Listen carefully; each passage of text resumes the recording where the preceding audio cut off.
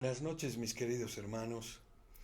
Eh, como saben ustedes, estamos transmitiendo en vivo por Facebook, porque mañana son las elecciones judiciales. Y vamos a empezar entregando este tiempo a nuestro Señor Jesucristo. Eh, Espero que muchos hermanos estén en línea o esto lo vean después, porque a veces no congregarnos eh, siempre llega a mi corazón tristeza, porque el no ver a cada uno de mis hermanos en la iglesia, eso reconforta, creo, a cada uno de nosotros en nuestro corazón. Bendito Dios, gracias por este tiempo, Señor, gracias por este día, Padre. Te entregamos este tiempo para que abras nuestros corazones, Señor, para que puedas ministrar nuestras vidas, Señor, porque todo lo que está en tu palabra, Padre, es inspiración del Espíritu Santo. Ayúdanos a entenderte y que el mensaje sea para cada uno de nosotros. Ayúdame, Padre, a dar tu palabra como esté expuesta en la Biblia, Señor, como tú lo has expuesto. Ayúdame a pesar de mi torpeza, Señor, a pesar de mis limitaciones, Padre, de que pueda dar tu palabra con la mayor claridad, Señor, y pueda llegar a mucha gente, Padre, que pueda escuchar este mensaje. En el nombre de tu amado Hijo Jesús. Amén. Mis queridos hermanos, como les decía, estamos ya para finalizar el capítulo 16, o sea, es el último capítulo de la carta de la primera a los Corintios. Y hoy día vamos a ver este capítulo que, en realidad, como título a la prédica, le he puesto exhortaciones finales a la iglesia de Corinto.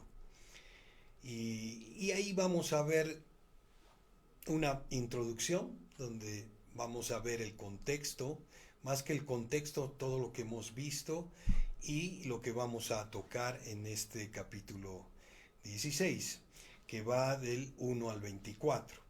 Y vamos a ver dos puntos claves, que es la exhortación para las ofrendas, y el punto B es la exhortación en la planificación con los siervos y principios para la buena comunión. Y empezaremos viendo un poco sobre la introducción, y al llegar al final de este capítulo que hemos estado viendo, que es Primera de Corintios en toda la carta a los Corintios, y la hemos estado viendo desde el 11 de agosto de una manera expositiva, y creo que esto ha traído muchas bendiciones a nuestras vidas, porque obviamente de una manera expositiva tenemos que dar la palabra como está en la Biblia, sin saltar ningún versículo, y eso nos ayuda a entender muchas cosas dentro del contexto. Y pienso que personalmente fue realmente relevante ver esta carta de manera expositiva, como les decía, exponiendo todo lo que Pablo habló a esta iglesia. Ahora quiero traer a sus mentes dos cosas, de modo de una introducción. Y la primera es recordarles que toda la Escritura es inspirada por Dios. Dice Pablo en 2 a Timoteo capítulo 3, versículo 16, toda la Escritura es inspirada por Dios, toda la Escritura es útil para enseñar, para redarguir, para corregir, para instruir en justicia, y eso incluye el capítulo 16 de Primera de Corintios. Digo esto porque al leer un capítulo como este, yo no sé cuántos de ustedes seguramente se han familiarizado con este capítulo, con este pasaje del capítulo 16 del 1 al 24 de Primera de Corintios.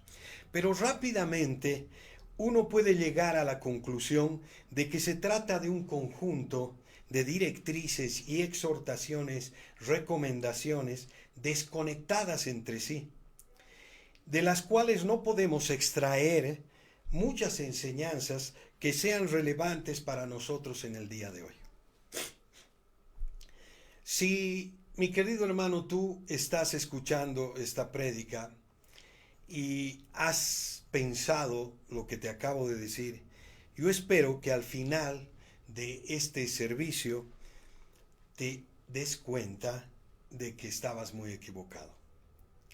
La segunda cosa que quiero traer a sus mentes hoy, antes de pasar a estudiar directamente nuestro texto, es la condición espiritual y doctrinal en que se encontraba esta iglesia a la que Pablo envió esta carta.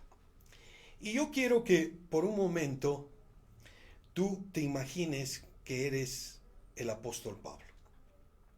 Es tan importante entrarnos en lo que él ha hecho y entender por qué hacía las cosas.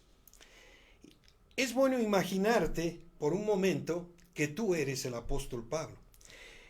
En uno de los viajes misioneros, llegas a la ciudad de Corintio, te pasas 1 año y medio predicando la palabra allí con mucha dificultad. Y como fruto de tu esfuerzo, el Señor levanta una iglesia allí en medio de esta sociedad sumamente corrupta, sumamente dañada. Pero unos meses después de tu partida, comienzan a llegar las noticias inquietantes del estado espiritual de esta iglesia. Parece que las cosas no están caminando bien. Hasta que al final recibes una carta escrita por los mismos hermanos de Corinto en la que te plantean una serie de interrogantes que en vez de tranquilizar tu corazón, te hacen ver claramente la enorme confusión que estos creyentes tienen. Y para colmo de los males, y esta es la parte más dura para muchas personas que duele, para el colmo de los males, también te enteras que hay un grupo en la iglesia que no te ve con buenos ojos, que ha comenzado a exaltar a otros predicadores a los que considera más capaces y más atractivos que tú. Ahora, viene mi pregunta, honestamente, mi hermano, si tú tuvieras que escribir una carta a estos hermanos, ¿qué tipo de cosas dirías? ¿O cuál sería el tono general de tus palabras? Imagínate a ti mismo escribiendo esta carta que nosotros hemos estado estudiando hace ya varios meses y que tienes que tratar qué tipos de problemas, divisiones internas, el problema de la falta de disciplina eclesiástica y aún en situaciones tan graves como el caso de ese hombre incestuoso del que se habla en el capítulo 5 de Corintios, de hermanos que estaban demandando a otros hermanos en los tribunales civiles.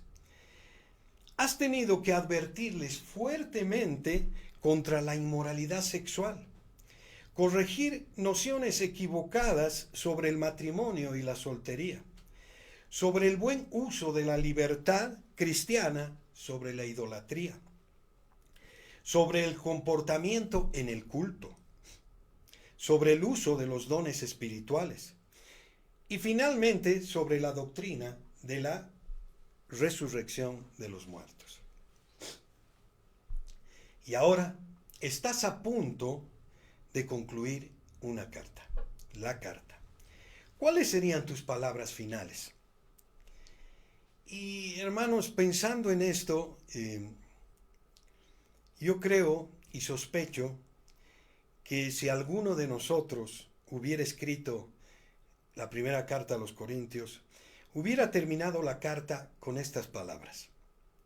Francamente, mis hermanos, yo no creo que valga la pena seguir perdiendo el tiempo tratando de enderezar una iglesia que está tan torcida.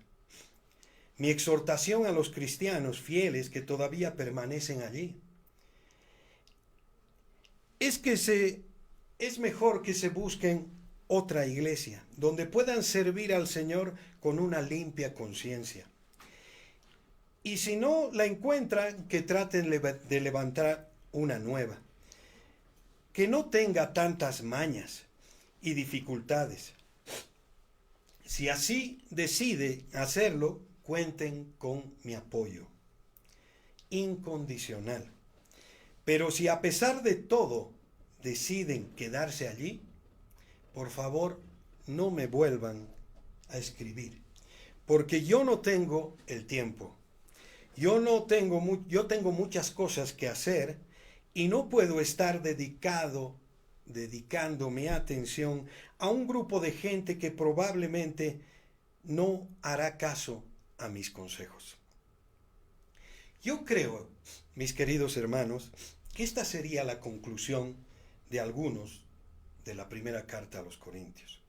Pero eso no fue lo que Pablo escribió al final de esta carta, sino que bajo la inspiración del Espíritu Santo y en una forma sumamente tierna, sumamente amorosa, Pablo concluye trayendo un conjunto de exhortaciones, directrices y recomendaciones que de una forma u otra remachan aquellas cosas que él ha venido corrigiendo a lo largo de la epístola o de esta carta. Y cuando yo estaba estudiando esta carta, y bueno, toda la carta, porque ha sido una bendición estudiar toda la carta, y consideraba este capítulo a la luz de todo lo que ha hablado Pablo, me viene y lo que me viene y cuál ha sido la lección que el Señor me enseñó a mí particularmente. Y espero que de alguna forma u otra se los traspase a ustedes. Y les digo, el Señor lo que me enseñó es que nosotros debemos ministrar con esperanza. Nosotros debemos ministrar con esperanza, mis queridos hermanos. Mientras Cristo continúe enviando su palabra a una iglesia, hay esperanza y restauración. Hay esperanza de avivamiento, porque la palabra de Dios es viva y eficaz. Y lo mismo podemos decir de cualquier creyente individual. El hecho de que el apóstol Pablo haya sido movido, haya sido inspirado por el Espíritu Santo de Dios a escribir esta carta a una iglesia como la de Corinto, mis hermanos, es una muestra inequívoca de que Cristo no había abandonado a esta iglesia. Ahora, recuerda que la iglesia no es un conjunto amorfo de personas, no lo es. No es una turba, no es una masa de gente. La iglesia está compuesta por individuos concretos que tienen nombre y apellido. La iglesia en general es lo que el conjunto de sus miembros es, porque a veces uno habla de la iglesia como si la iglesia fuera algo o alguna cosa fuera de, extraña, abstracta. Digo esto porque muchas veces nos desconectamos de la iglesia muy fácilmente, con sus problemas, como si sus problemas no fueran nuestros. Somos miembros, y si un miembro se duele, todo el cuerpo se duele.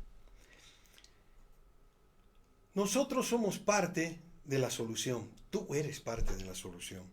Y mis hermanos, a veces nosotros nos desconectamos de la iglesia y hablamos de la iglesia como si la iglesia fuera otra cosa, aparte de mí. Y lo que yo quiero poner en tu mente, mi querido hermano, y en tu corazón, es que la iglesia está formada de gente concreta. De manera que una iglesia solo puede ser restaurada, una iglesia solo puede ser avivada si los miembros individuales que la componen son restaurados y avivados.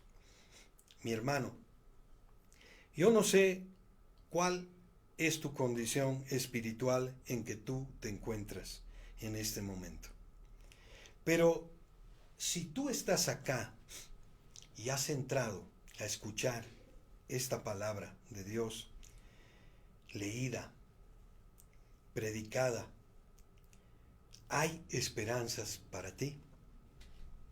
Yo quiero dejar esa idea en tu mente, en tu corazón. Quiero que vayas dando vueltas con esa idea, con estas dos ideas que les he dejado. Si tú estás aquí hoy y estás escuchando la palabra de Dios, el Espíritu Santo te ha traído a este lugar o a esta transmisión o cuando la escuches. Y esto es la palabra de Dios. Mi amado hermano, en Cristo, esto es que Dios o Cristo no te ha abandonado. No te ha abandonado. Ahora es necesario que prestemos atención a las cosas que Pablo tiene que decir a esta iglesia. A esta iglesia en decadencia. A esta iglesia con problemas, porque hay principios, enseñanzas en este capítulo que son pertinentes para cualquier iglesia, para cualquier creyente, en cualquier lugar, en cualquier época, en cualquier condición espiritual. Esto nos lleva directamente al primer punto, que es exhortaciones para las ofrendas. En esta primera parte que vamos a leer los versículos del 1 al 4, esta primera tiene que ver con una ofrenda que Pablo estaba recogiendo para los creyentes pobres en Jerusalén. Y dice la palabra así: en cuanto a la ofrenda para los santos, haced vosotros también de la manera que ordené en las iglesias de Galacia. Cada primer día de semana, cada uno de vosotros ponga aparte algo, según haya prosperado, guardándolo para que cuando yo llegue, no se recojan entonces ofrendas. Cuando haya llegado a quienes hubieres designado por carta, a estos enviaré para que lleven nuestro donativo a Jerusalén. Y si fuere propio, yo también vaya. Irán conmigo. Noten, mis queridos hermanos, que Pablo no está hablando aquí de ofrendas regulares. Pablo no está hablando aquí de que esa porción de nuestros ingresos que nosotros traemos como ofrenda delante del Señor. Él está hablando aquí de una ofrenda especial. Una ofrenda que él venía recogiendo en las iglesias para los hermanos en Jerusalén. Y lo visto, o lo que leemos, parece que Pablo le había mencionado esta ofrenda ya a los corintios anteriormente, y que ellos habían preguntado algunas cosas al respecto. Recuerden que dijimos en un mensaje anterior que los corintios habían enviado una carta previa en la que planteaban una serie de interrogantes a Pablo. Y que Pablo responde en esta carta y tal parece que algunas de las interrogantes tenían que ver con esta ofrenda. Por eso Pablo comienza diciendo, en cuanto a la ofrenda, o sea, es como un tema que ya ellos conocían. Un tema del cual ellos habían hablado. En cuanto al asunto de esta ofrenda, podemos aprender algunas cosas sobre las instrucciones que Pablo da a los corintios. Estas ofrendas son las mismas en el que él había dado en otras iglesias. Ahora, lo que llama la atención en estas directrices parece tratar un asunto puntual, ¿verdad? Algo que no parece tener nada que ver con nosotros. Lo que llama la atención es que estas directrices que Pablo da a la iglesia son como una especie de una ventana a través de la cual nosotros podemos mirar cómo era la iglesia en sus primeros años. Por ejemplo, una de las cosas que nosotros vemos en este pasaje es el sentido de la unidad de los apóstoles, tratando de imprimir en las iglesias locales y en muchos casos pasando por alto completamente las barreras raciales. Pablo está recogiendo una ofrenda en iglesias compuestas mayormente por gentiles. Vale decir que no eran judíos. Y Pablo está recogiendo una ofrenda en iglesias que estaban compuestas mayormente por creyentes gentiles, para favorecer a los creyentes pobres de una iglesia en Jerusalén, compuesta casi completamente por creyentes judíos. Pero en el Señor Jesucristo, mis queridos hermanos, las barreras fueron destruidas. Nosotros somos un cuerpo en el Señor. Y hermanos, nosotros tenemos, en este sentido, que tener una visión más amplia del reino de Dios. Una visión que vaya más allá de las 4 paredes en las cuales nos reunimos. Nosotros somos una iglesia que está conectada con muchas iglesias alrededor del mundo, y todas ellas conforman la iglesia universal del Señor. Esto significa, mi amado hermano, que cuando algo le ocurre a un creyente en otro lugar que tú no conoces, eso tiene que ver contigo, porque es tu hermano. Es tu hermano el que está pasando por alguna dificultad, por otra parte del mundo. Pablo menciona explícitamente que esta ofrenda debía ser puesta aparte cada primer día de semana, es decir, los domingos. Esta es otra enseñanza. Y aunque debemos tener cuidado de no sacar más información de la cuenta de un texto tan breve, no podemos desconectar lo que Pablo dice acá del resto de la enseñanza del Nuevo Testamento con respecto al primer día de la semana. En primer lugar, mis queridos hermanos, no olviden que nuestro Señor Jesucristo resucitó el primer día de la semana, complementando de este modo su obra redentora, dando inicio a una nueva creación. Es la razón por la que nosotros nos congregamos el domingo en la iglesia. Por otra parte, las primeras apariciones de Cristo como el Cristo resucitado ocurrieron precisamente el domingo. No el sábado, no el lunes, el domingo, luego de haber aparecido a María Magdalena. Esa misma mañana de la resurrección, y a 2 de sus discípulos que iban a camino a Emaús, el Señor Jesucristo se presentó esa misma noche, en el lugar donde todos los discípulos se encontraban reunidos. Como dice en Juan capítulo 20, en los versículos 19 al 20, que después lo van a poder leer, mis queridos hermanos, y es bueno que lo lean, Tomás no estaba presente en esa reunión. Y ahí vemos cuál es el problema cuando faltamos a la iglesia.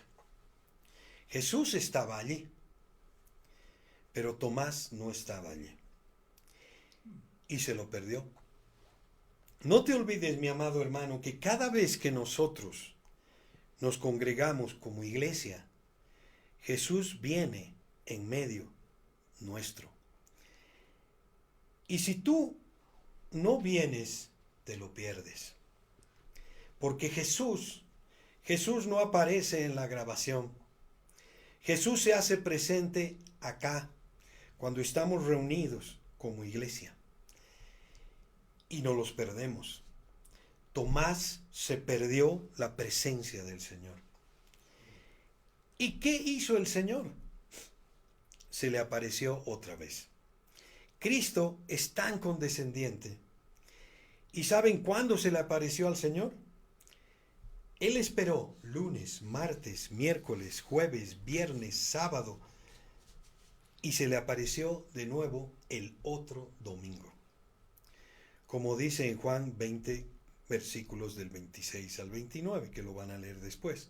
De manera que el Señor resucitó el primer día de la semana.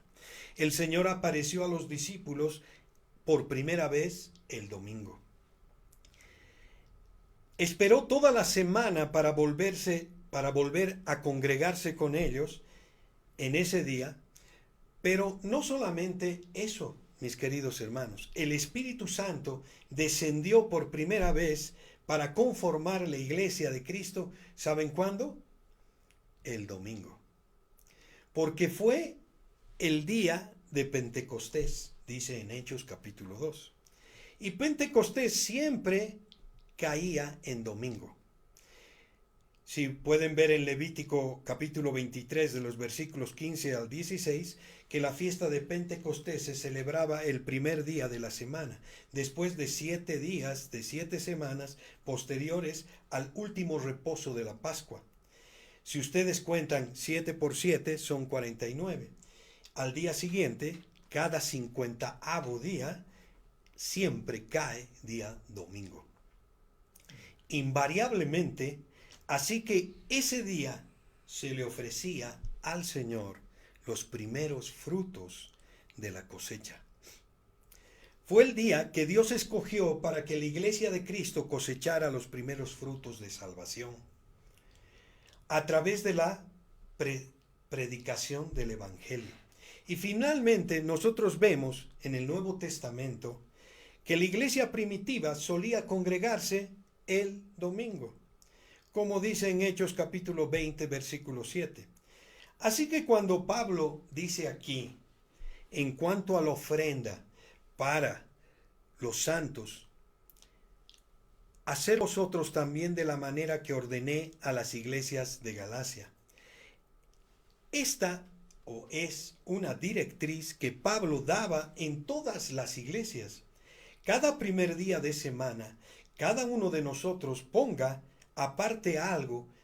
Y es difícil no ver aquí al apóstol Pablo pensando en una iglesia donde los creyentes se reúnen cada primer día de la semana. Ahora volviendo, mis queridos hermanos, a la recolección de las ofrendas, en 1 Corintios capítulo 16, vemos también que Pablo esperaba que todos participaran de ella, cada cual, según su posibilidad. Pablo está recogiendo una ofrenda. No lo olviden, esta no es una ofrenda rutinaria, de costumbre, es una ofrenda especial, no es una ofrenda regular. Pablo está pidiendo un dinero extra para los santos en Jerusalén. ¿Y qué dice Pablo en el versículo 2? Cada primer día de la semana, a cada uno de vosotros ponga aparte algo, cada uno de vosotros. Y les dice Pablo, cada uno de nosotros ponga aparte algo según lo que cada uno pueda dar. Algunos podían dar más, otros menos. Porque Dios no está con una calculadora, mis queridos hermanos, diciendo, voy a bendecir al que da más y al que da menos voy a bendecir menos. No. Dios conoce nuestros corazones. Dios sabe lo que cada cual está haciendo. Dios conoce el esfuerzo de cada uno que da. Pero Pablo está esperando que todos los hermanos de la iglesia participen de esto de la misma manera que Pablo esperaba, y la Biblia también considera que todos los cristianos ofrenden regularmente. Saben que, mis queridos hermanos, la ofrenda que nosotros damos al Señor para la obra no es algo que Dios necesite. Él es el dueño del oro y de la plata. Él no necesita nuestro dinero. Somos nosotros los que necesitamos ofrendar, ya que el hecho de ofrendar nos ayuda a lidiar con el materialismo que el mundo nos ha impuesto. Dando, si hay algo que realmente pega un golpe mortal al materialismo, es dar. Me llamó mucho la atención el texto que dice en Salmos 138:1, que dice: te alabaré con todo mi corazón, delante de los dioses te cantaré salmos. El texto dice delante de los dioses. Bueno, ¿cuáles son los dioses que hay aquí? Nosotros estamos alabando a Dios en la presencia de los dioses. ¿De cuáles dioses? Aquí no hay un altar a Moloch, no hay un altar a Astarot. Delante de los dioses estamos alabando a Dios. Saben, mis queridos hermanos, amados hermanos, cada vez que nosotros venimos a la iglesia a adorar, nosotros estamos haciendo una declaración de guerra. Nosotros cantamos que Dios es grande. Cada vez que nosotros cantamos cuán grande eres, Señor, le estamos diciendo a Dios que Él es más grande que el dinero, que Dios es más grande que el sexo, Dios es más grande que el entretenimiento, Dios es más grande que los amigos. Nosotros estamos proclamando en la presencia de todos esos dioses que el mundo adora y que muchas veces son un problema para nosotros también, que nuestro Dios es más grande, que solo Él es digno de ser alabado, que solo en Él nuestras almas encuentran satisfacción. Y estamos haciendo esto en la presencia de todos esos dioses del mundo. La única manera en que nosotros podemos luchar eficazmente contra la idolatría en nuestros corazones, que tenemos tú y yo, mi querido hermano, sí, tú y yo, cada uno de nosotros tenemos dioses en nuestros corazones, que tenemos que desecharlos cada día. Por alguna razón, Juan, en la carta de Juan, en primera de Juan, capítulo 5, 21, dice: hijitos, guardaos de los ídolos. Y se lo está diciendo a cristianos. La manera más efectiva que nosotros podemos usar para librar una batalla a muerte contra el ídolo del materialismo es dando. Dando. Nosotros tenemos que dar. Todos nosotros, ricos y pobres, tenemos una lucha contra el materialismo. El mundo nos ha impuesto. El mundo nos pone necesidades. El mundo nos atrae de tal manera que nos crea dependencia. Y nosotros no queremos soltar lo que el mundo nos da. Y la única forma de luchar contra eso es dando. Dando nuestro tiempo, no siempre nuestro dinero. Dando nuestro tiempo a nuestros hermanos, ayudándonos unos a otros, exhortándonos unos a otros, porque todo a veces lo resolvemos con dar plata y no se trata de eso. A veces el orar por una persona, el escuchar a una persona, el dedicar mi tiempo a esa persona, porque tengo muchos afanes en el día a día y no puedo escuchar, tengo que ir ya, tengo una reunión y no doy mi tiempo al necesitado. Y bueno, mi hermano, tenemos que realmente revisar lo más profundo de nuestros corazones. Y bueno, en el versículo 16 de este capítulo, el 3 y el 4, siguiendo y lo que va diciendo Pablo, nos dice: y cuando haya llegado a quienes hubiera designado por carta, a estos enviaré para que llegue vuestro donativo a Jerusalén. Y si fuese propio que yo también vaya, irán conmigo. Tal parece que Pablo estaba configurando una comitiva integrada por hermanos de varias iglesias que habrían de llevar este donativo a través de una comitiva, y si él podía estar, iba a sumarse en esa comitiva, si las condiciones eran propicias. No sabemos exactamente en qué estipulaba él que fuera propio o no que Pablo fuera a Jerusalén.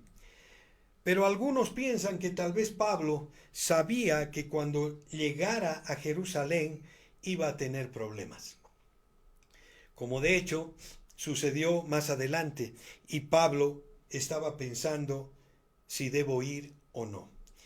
Esto nos lleva de la mano a la próxima sección. Y vemos el punto B, que son las exhortaciones en la planificación para con los siervos y principios para una buena comunión. Y vamos a leer el versículo 16 del 5 al 9. Y dice en la palabra: iré a vosotros cuando haya pasado por Macedonia, pues por Macedonia tengo que pasar. Y podrá ser que me quede con vosotros, o aún pase el invierno, para que vosotros me encaminéis a donde haya de ir, porque no quiero veros ahora de paso, pues espero estar con vosotros algún tiempo, si el Señor lo permite. Pero estaré en Efeso hasta Pentecostés, porque se me ha abierto puerta grande y eficaz, y muchos son los adversarios. No olviden, hermanos, esta es la iglesia que ha dado a Pablo tanta agua de beber. Otra vez, yo creo que algunos hubieran escrito algo parecido como esto: si ustedes me ruegan que yo vaya, porque ahora no sé si voy a poder pasar. Si ustedes quieren que yo vaya, para que los hermanos le escriban a Pablo y le digan, le den una carta y le digan: Pablo, necesitamos que venga. Pero no. Pablo no estaba esperando eso. Porque Pablo había aprendido a amar. Aunque amando él sea amado menos. Pablo amaba a esta iglesia, a pesar de la manera como esta iglesia lo estaba tratando. Y ahora Pablo les dice: a pesar de todos estos problemas, yo deseo pasar un tiempo con ustedes y no quiero verlos simplemente de pasada. No sé ustedes, hermanos, pero esta es una tremenda lección para todos nosotros, porque nosotros solemos alejarnos de todo lo que nos da problemas. ¿No es así? Buenas verjas hacen buenos vecinos. De hecho, mucha gente se convierte en fugitivos de iglesia. Precisamente por esta razón, tienen un problema en una iglesia y se van. Tienen otro problema en la otra iglesia, se van. Se convierten en fugitivos. Pablo no era así. Pablo sabía que estos hermanos lo necesitaban. Ahora Pablo sabía también que el hecho de visitarlos dependía enteramente de la voluntad de Dios. Por eso dice en el versículo 7, porque no quiero veros ahora de paso, pues espero estar con vosotros algún tiempo, si el Señor lo permite. Pablo no hablaba por hablar. Recuerden, como les decía al principio, toda la escritura es inspirada por Dios. El Espíritu Santo inspiró a Pablo a escribir esto. Cuando Pablo dice acá, si el Señor lo permite, él está realmente descansando en la voluntad soberana de Dios. ¿Saben qué sucedió, mis queridos hermanos? Que Pablo tuvo que postergar esta visita. Y algunos miembros de la iglesia en Corinto volvieron a arremeter contra Pablo, acusándolo de ser una veleta. Noten lo que dice en 2 de Corintios 1 al 15. Con esta confianza quise ir primero a vosotros, para que tuvierais una segunda gracia, y por vosotros pasar a Macedonia, y desde Macedonia venir otra vez a vosotros, y ser encaminado por vosotros a Judea. Así que, al proponerme esto, ¿usé quizás la ligereza?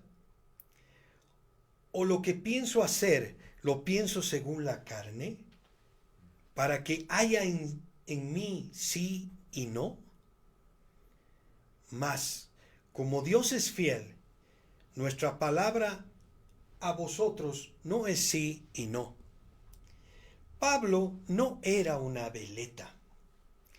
Él tenía razones de por qué tuvo que postergar el viaje. Hermanos, esto nos enseña algo. A veces nosotros, como líderes de la iglesia, tomamos ciertas decisiones y traemos un planteamiento a la iglesia, y por diversas razones el planteamiento se cae. Nosotros podemos hacer planes, pero nosotros no somos Dios. Yo puedo hacer planes en un papel y decir, nosotros queremos hacer esto y aquello en la iglesia. Y de repente comienzan a pasar una serie de cosas que se meten en el camino. Y no podemos hacer lo que hemos pensado hacer. Y saben lo que hacen algunos miembros en la iglesia sin tener ninguna información. Comienzan inmediatamente a criticar y a decir que los líderes son una veleta. Dicen sí y ahora dicen no. Siempre están haciendo planes que nunca se cumplen. Eso fue lo que los corintios le hicieron a Pablo. Miren, hermanos, nosotros debemos hacer planes, y es bueno hacer planes, pero debemos siempre estar abiertos a que Dios tenga una agenda diferente. Y eso no solamente va para los líderes, eso va para todos nosotros. Tenemos que hacer planes. No debemos vivir a lo loco. Pero siempre debemos recordar que existe la posibilidad de que Dios tenga otra agenda. Y así era como Pablo funcionaba. Noten el versículo 5 y 6 a través del capítulo 16 de 1 de Corintios. Iré a vosotros cuando haya pasado por Macedonia, pues por Macedonia tengo que pasar. Pablo tenía un plan. Podrá ser que se quede con ustedes por un tiempo. Puede ser que me quede con ustedes con un tiempo, y luego en el versículo 8 y 9 dice, estaré en Efeso hasta Pentecostés, porque se me ha abierto puerta grande y eficaz. Pablo había hecho planes. Pablo no estaba esperando constantemente señales del cielo. De hecho, hermanos, ese es uno de los problemas más complicados que tenemos los cristianos el día de hoy. ¿Cómo yo puedo saber cuál es la voluntad de Dios? Y muchos cristianos estamos paralizados o están paralizados esperando que Dios de alguna manera les muestre como una especie de señal del cielo para que sepan por dónde ir.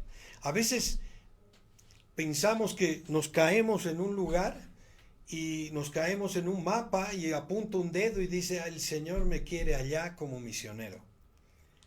Peligroso, hermano. No, Dios no obra así. Dios no obra así, mis queridos hermanos. Nosotros tenemos que usar la cabeza. Tenemos que pensar. Tenemos que considerar. Tenemos que planificar, sumar y restar. Y después que hacemos todo eso, sabemos que, ¿qué debemos hacer, hermanos? ¿Qué deberíamos hacer? Entregar todo eso en oración a Dios y actuar. Actuar. Nosotros quisiéramos, en cada caso que hacemos o cuando actuemos, que Dios nos traiga un plano y nos diga, mira, por acá es. No, te estás equivocando, por acá. Si tú estás esperando este tipo de dirección de parte de Dios, mi amado hermano, créeme que no vas a hacer nada para Cristo. Nosotros tenemos que planificar, tenemos que entregarle a Dios en oración y actuar, caminar y esperar en el Señor lo que Él diga. Porque estamos actuando bajo su propósito, no bajo nuestros pensamientos o nuestros planes. Cuando andamos en el Espíritu Santo, estamos andando por su propósito y tenemos que actuar. ¿Qué pasó con el apóstol Pablo? Pablo planificó su segundo viaje misionero y no olviden que Pablo era un hombre que recibía revelaciones directas del Señor Jesús. Pablo planificó su viaje misionero y se va por Bitinia. Ya estando en Bitinia, el Espíritu Santo le dijo, Pablo, no es aquí. Y Pablo seguramente comenzó a pensar, ¿a dónde voy? Y se fue a Misia. Pablo se va para Misia. Y cuando ya está en la ciudad de Misia, o sea, el Espíritu Santo, ya estando en la ciudad, le dice Pablo, tampoco es aquí. Y luego Pablo se mueve hacia Troas, y si alguno de ustedes busca un mapa, se va a dar cuenta de algo. Ya Pablo está aquí, en Troas. Lo que hay es el mar Mediterráneo. No hay otro sitio donde ir. Y allí se le aparece un varón macedonio. Y le dice, Pablo, pasa y ayúdanos. Necesitamos tu ayuda. ¿Saben lo que esto nos enseña, mis queridos hermanos? Que nosotros tenemos que actuar. Y actuando Dios nos revela su perfecta voluntad. Hay que moverse, mi querido hermano. Hay que planificar, pero hay que actuar. Y en medio de la actuación, Dios nos va a guiar. Dios siempre nos va a guiar cuando estamos enmarcados en sus propósitos. Ahora Pablo también estaba preocupado por la manera como los corintios habrían de recibir a Timoteo. Y esto lo leemos en el versículo 10 al 11 del capítulo 16 y dice, y si llega Timoteo, mirad que esté con vosotros con tranquilidad, porque él hace la obra del Señor así como yo. Por tanto, nadie le tenga en poco, sino encaminarle en paz para que venga a mí, porque le espero con los hermanos. Aquellos que han leído, mis queridos hermanos, el Nuevo Testamento, saben que Pablo y Timoteo eran muy diferentes. Y si algunos miembros de la iglesia en Corinto estaban menospreciando a Pablo, imagínense cómo iban a tratar a Timoteo. Un hombre joven, un hombre tímido, un hombre enfermizo. ¿Cómo ustedes creen que los corintios iban a tratar a Timoteo? Pero Pablo les está haciendo ver a estos hermanos que independientemente de su temperamento de Timoteo, Timoteo hacía la obra del Señor. Lo mismo que Pablo dice, él hace la obra del Señor lo mismo que yo. Mis queridos hermanos, cuidado con evaluar a los siervos de Dios conforme a los patrones del mundo. Vemos a un individuo como Pablo, un individuo arrojado, un individuo sin miedo, con convicciones, con un intelecto brillante, y decimos, he allí claramente el ungido del Señor. Vemos en cambio a Timoteo, un individuo más bien apocado, tímido, temeroso, joven, y decimos, no sé, no estoy seguro. Pero resulta que este joven tímido, temeroso, enfermizo, fue uno de los colaboradores más importantes del equipo misionero de Pablo. Y es por eso que les digo, hermano, cuidado, hermanos, pues no puede pasar no nos puede pasar como le pasó a Samuel. Cuando fue ungir al rey David, el rey, cuando pasaron para ver quién iba a ser ungido, y pasó y llegó Eliab. Samuel vio a este hombre tan grande, tan fuerte, y dice, indudablemente este es el ungido del Señor. Y Dios tuvo que decirle, Samuel, Samuel, no mires lo que el hombre mira, porque Jehová mira lo que está en el corazón. Es obvio que Timoteo no poseía el tipo de personalidad que las personas del mundo exaltan y valoran. Pero ¿saben lo que Pablo dice de Timoteo en Filipenses 2:20? Dice, a ninguno tengo del mismo ánimo. Como él, ninguno de mis colaboradores eran como Timoteo. Y por otra parte, estaba también Apolo. Y esto es interesante. Apolo era todo lo contrario. Apolo era un individuo sumamente capaz, un predicador poderoso, al que los corintios apreciaban en gran manera. No olviden que una de las fracciones de división en los corintios era de Apolo. Yo soy de Cefas, yo soy de Pablo, yo soy de Apolos.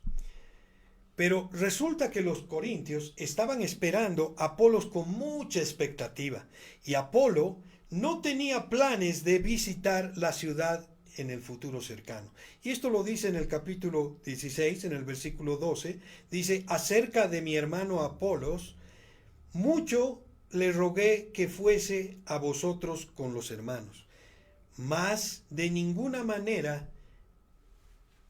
tuvo voluntad de ir por ahora, pero irá cuando tenga oportunidad.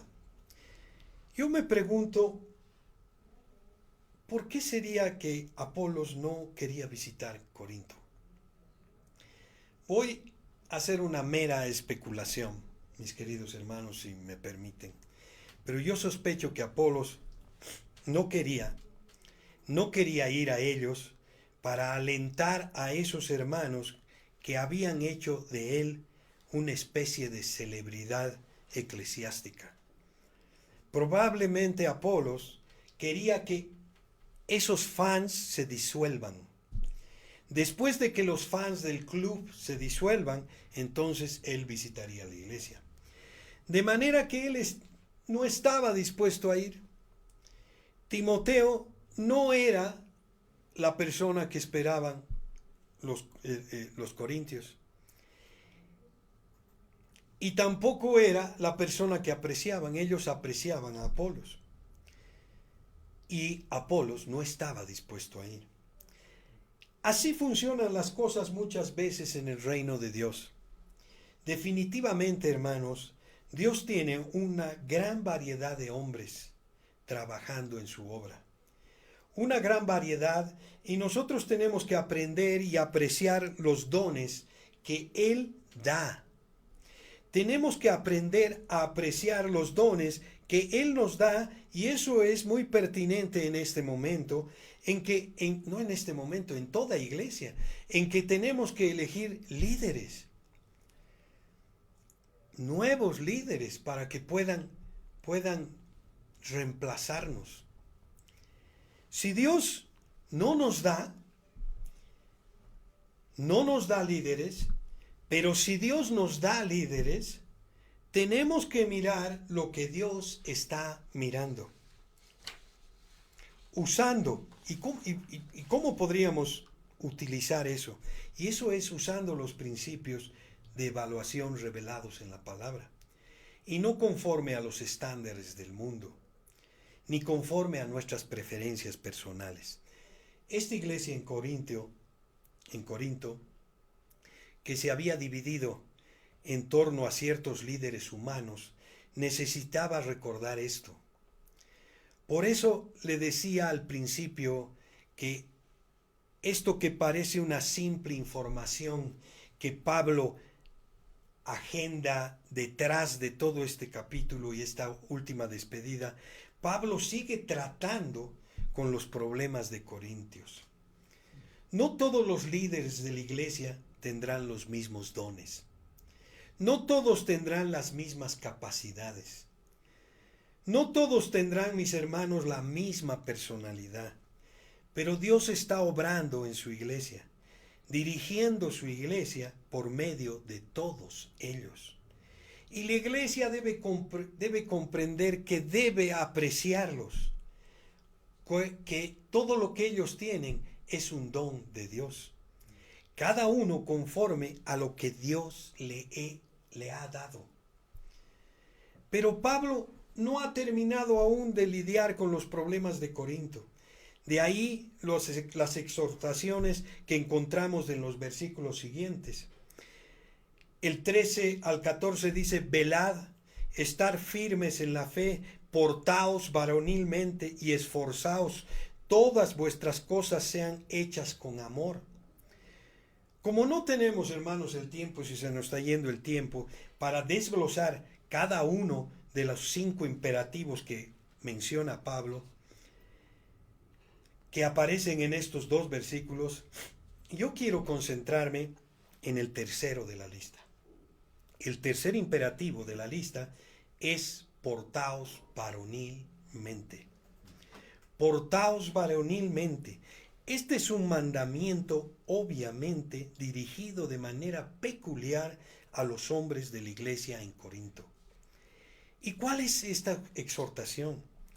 A que se comporten como hombres, a que actúen como hombres, a que desarrollen continuamente aquella virtud distintiva que hace al hombre. Ser hombre, hay algunas cosas, por ejemplo, en la Biblia, mis queridos hermanos, que son para hombres y mujeres. El fruto del Espíritu Santo, que es amor, gozo, paz, paciencia, benignidad, bondad, fe, mansedumbre y templanza, eso es para todos los hombres y mujeres. Pero Pablo se está refiriendo a algo aquí muy particular y dice: hombres de la iglesia en Corinto, actúen como hombres. Y eso de inmediato levanta algunos cuestionamientos. ¿Existe alguna característica que identifique al hombre como hombre? ¿Hay algún rasgo, alguna virtud que distinga la masculinidad y la feminidad que ha revelado Dios en su palabra? Lo que nosotros podríamos llamar un perfil masculino cristiano. Yo creo que sí, mis queridos hermanos. Veamos algunas pistas. Por ejemplo, en 1 Corintios capítulo 13, 11, el texto que nosotros vimos ya hace varias semanas, Pablo dice: cuando yo era niño, hablaba como niño, pensaba como niño, jugaba como niño, mas cuando ya fui hombre, dejé lo que era de niño. Pablo está contrarrestando aquí la niñería con la hombría. Un hombre no está supuestamente hecho para actuar como un niño, y esto nos lleva a que él debe actuar como un hombre. Es exactamente lo opuesto a actuar como un niño. Un niño de 10 años no resolvería lo que resuelve un hombre. Y en Primera de Pedro 3:7 nos dice: vosotros maridos igualmente vivid con ella sabiamente, dando honor a la mujer como a vaso más frágil y como a coherederas de la gracia de la vida, para que vuestras oraciones no tengan estorbo. Nos dice aquí en este versículo que la mujer debe ser tratada con delicadeza. ¿Por qué? Porque ella es el vaso más frágil. ¿Y esto qué implica, mis queridos hermanos? Bueno, lógicamente que el hombre es el vaso más fuerte. De la manera que Pablo lo dice en Corintios 16:13, que los hombres de la iglesia de Corintio deben portarse varonilmente. Pablo está llamando a los hombres de esta iglesia a cultivar este rasgo distintivo verdadero de hombría.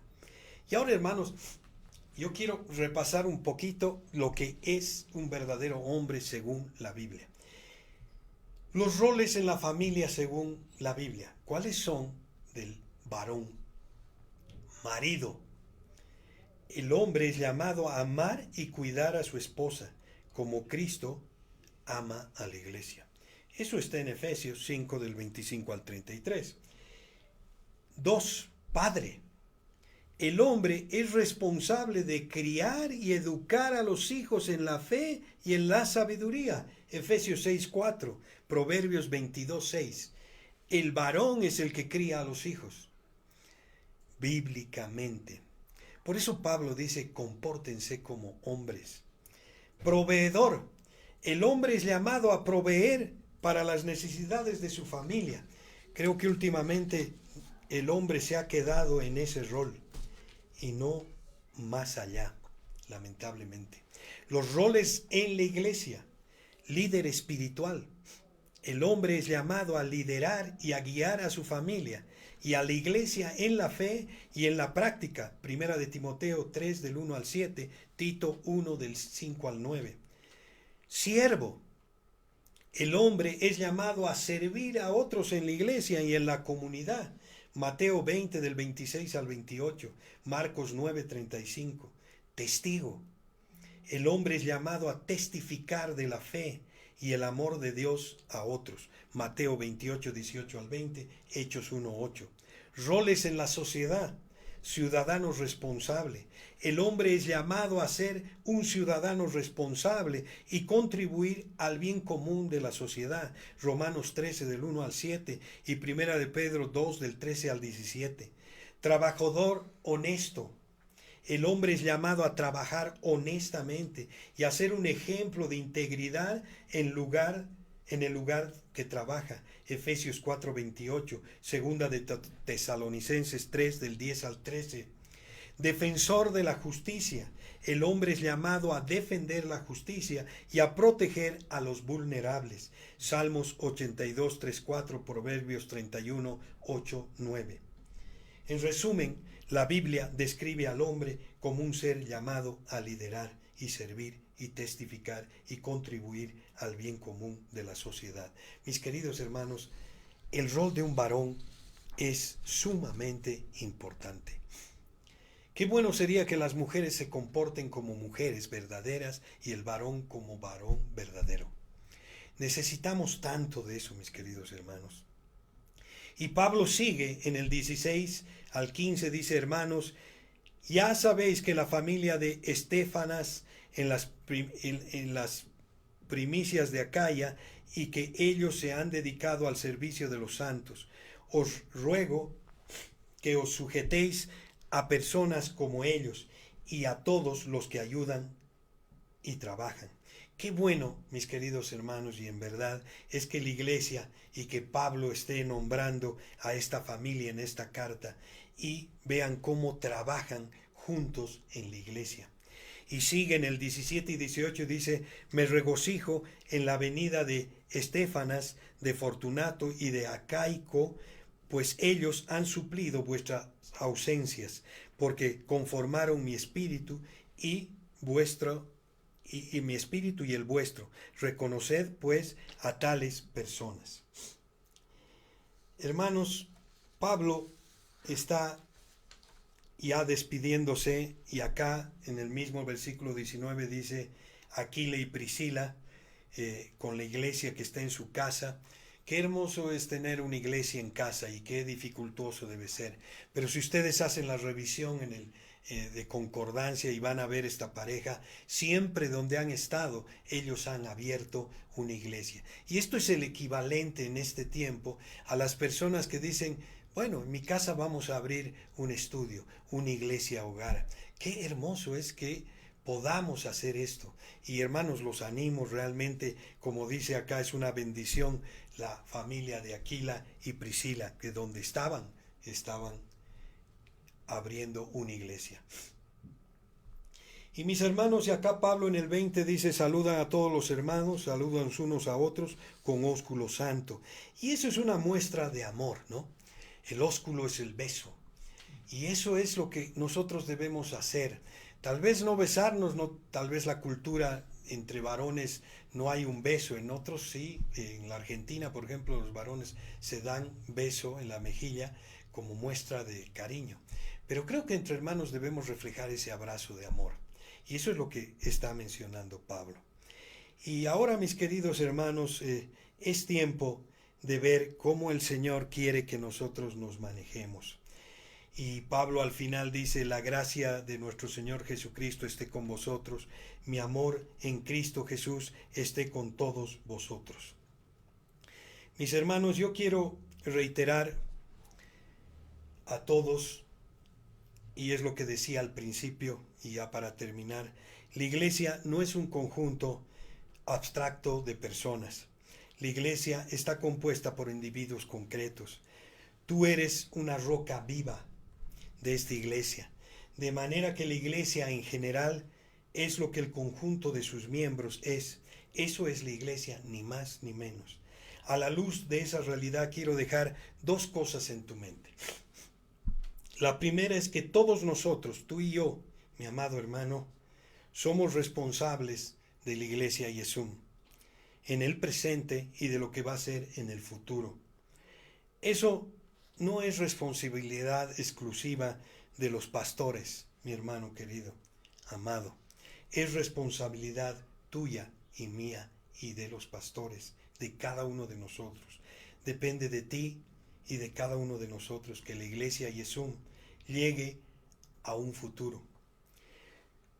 Lo que ahora es en el presente, puesto que la obra de Dios es hecha por Él. Pero nosotros tenemos una gran responsabilidad porque Él nos ha encomendado este trabajo. Déjame hacerte una pregunta, esto para reflexionar y que te quedes con esto en mente.